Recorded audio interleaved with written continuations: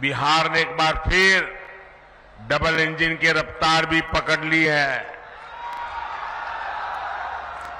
इसलिए बिहार इस समय पूरे उत्साह में भी है और आत्मविश्वास से भी भरा हुआ है।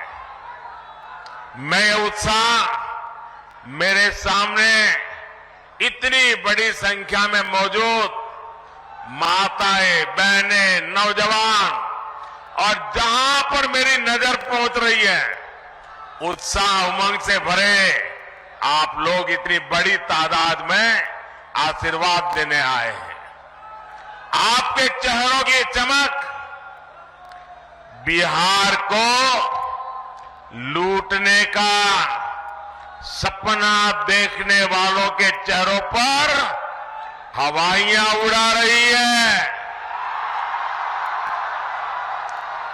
साथियों, एनडीए की शक्ति बढ़ने के बाद बिहार में परिवारवादी राजनीति हाशिए पर जाने लगी है। परिवारवादी राजनीति की एक और विडंबना है, मां बाप से विरासत में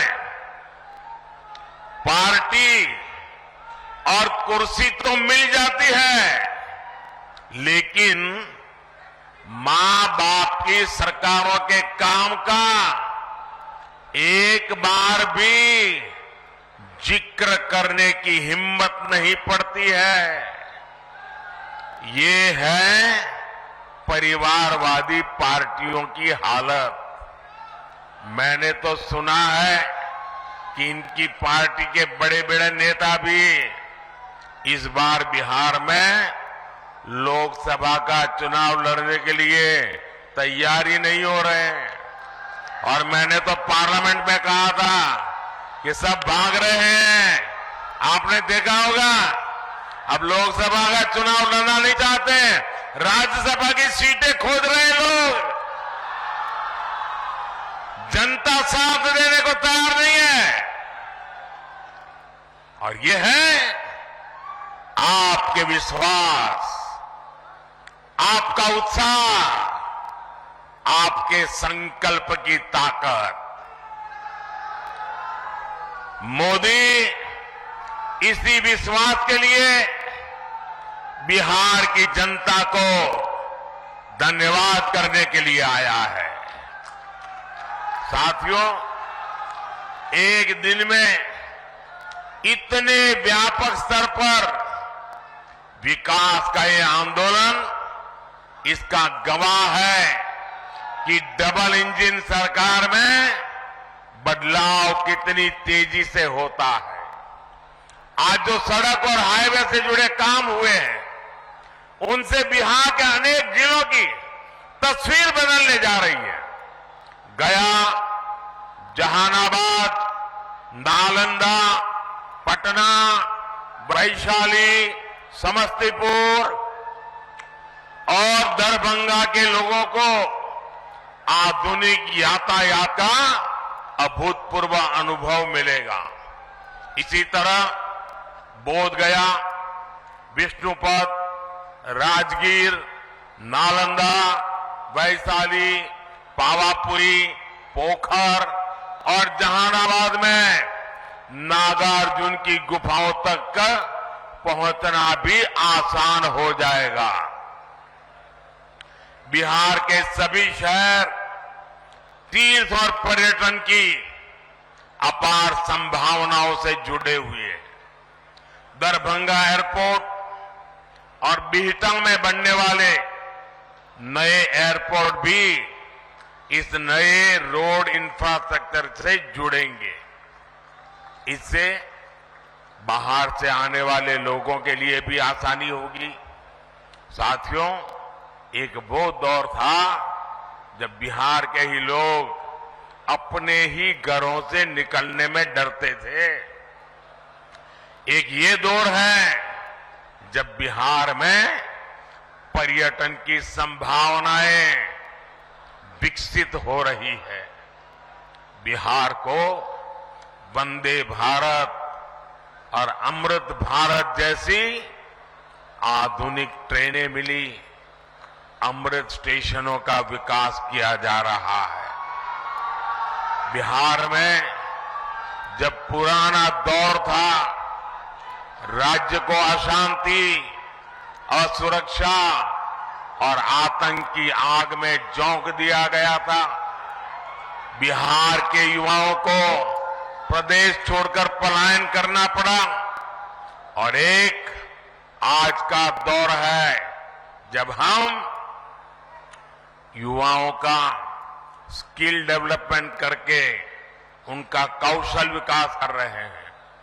बिहार के हस्तशिल्प को बढ़ावा देने के लिए हमने 200 करोड़ रुपए की लागत से बनने वाले एकता मॉल की नींव रखी है। ये नए बिहार की नई दिशा है। ये बिहार की सकारात्मक सोच है। ये इस बात की गारंटी है कि बिहार को हम वापस पुराने उस दौर में नहीं जाने देंगे। साथियों, बिहार आगे बढ़ेगा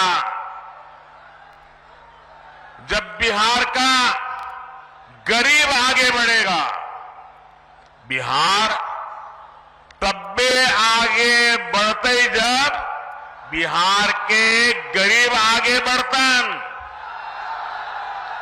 इसलिए हमारी सरकार देश के हर गरीब, आदिवासी, दलित, वंचित का सामर्थ्य बढ़ाने में जुटी है। बिहार के लगभग 9 करोड़ लाभार्थियों को पीएम गरीब कल्याण योजना का लाभ मिल रहा है। बिहार में उज्ज्वला योजना के तहत लगभग 1 करोड़ से अधिक महिलाओं को मुफ्त गैस कनेक्शन दिया गया है। बिहार के करीब 90 लाख किसानों को पीएम किसान सम्मान निधि का लाभ मिल रहा है। इन किसानों के बैंक खातों में 22,000 करोड़ रुपए से अधिक ट्रांसफर किए गए हैं। 5 वर्ष पहले तक बिहार के गांव में सिर्फ 2% घरों तक नल से जल पहुंच रहा था। आज यहां के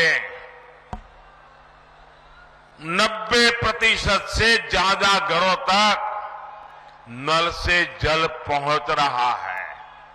बिहार में 80 लाख से ज्यादा आयुष्मान कार्ड धारक है, जिन्हें 5 लाख रुपए तक मुफ्त इलाज की गारंटी मिली है। हमारी सरकार दशकों से ठप पड़े उत्तर कोयल जलाशय, इस परियोजना को जल्द पूरा करने के लिए भी प्रतिबद्ध है।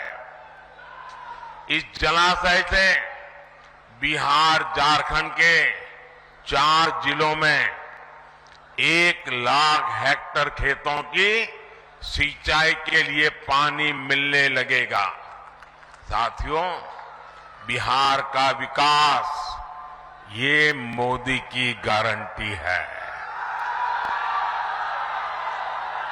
बिहार में शांति और कानून व्यवस्था का राज ये मोदी की गारंटी है। बिहार में बहन बेटियों को अधिकार ये मोदी की गारंटी है। तीसरे टर्म में हमारी सरकार इन्हीं गारंटियों को पूरा करने और विकसित बिहार बनाने के लिए काम करने के लिए संकल्पबद्ध है। आप सभी को एक बार बहुत बहुत बधाई। आज विकास का उत्सव है। मैं आप सबसे आग्रह करता हूं, अपना मोबाइल फोन निकालिए, उसकी फ्लैश लाइट चालू कीजिए। आपके सबके मोबाइल की फ्लैश लाइट चालू कीजिए। ये विकास का उत्सव मनाइए। सब जो दूर दूर है वो भी करें। हर कोई अपना मोबाइल फोन बाहर निकाले, ये विकास का उत्सव मनाइए। मेरे साथ बोलिए भारत माता की, भारत माता की, भारत माता की। बहुत बहुत धन्यवाद।